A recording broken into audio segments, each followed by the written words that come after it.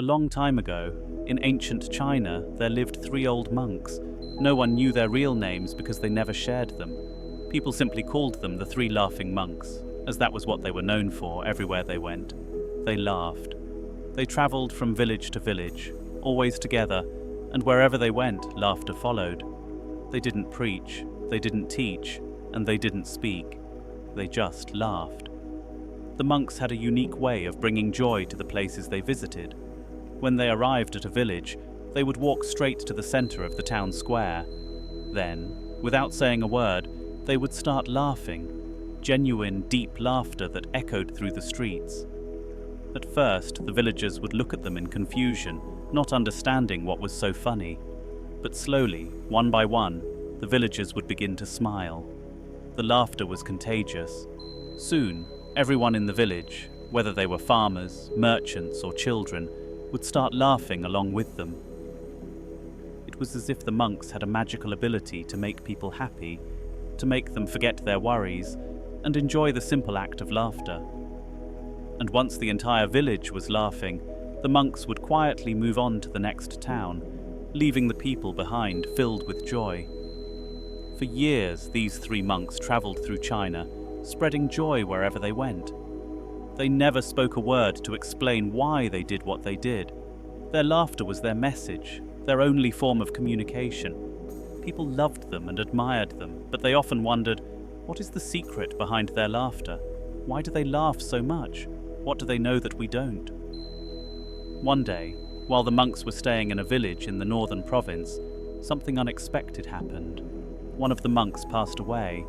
The news of the monk's death spread quickly, and the villagers were shocked. They had come to expect the monks to always be together, always laughing. Now, with one of them gone, they wondered how the other two would react. Surely they would be heartbroken, right?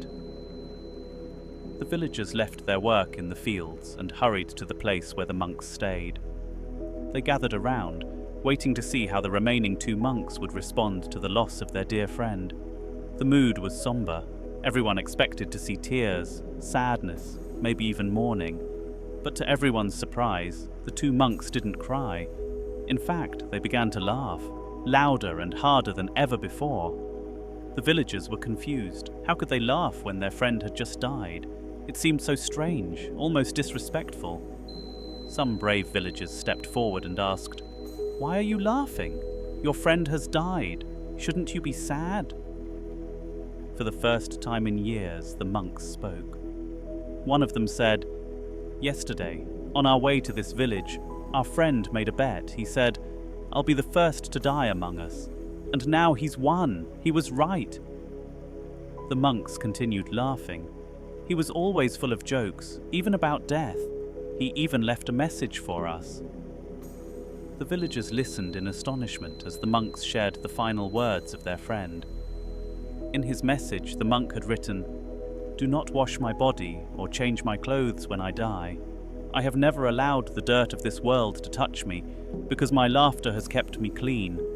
Let me go as I am."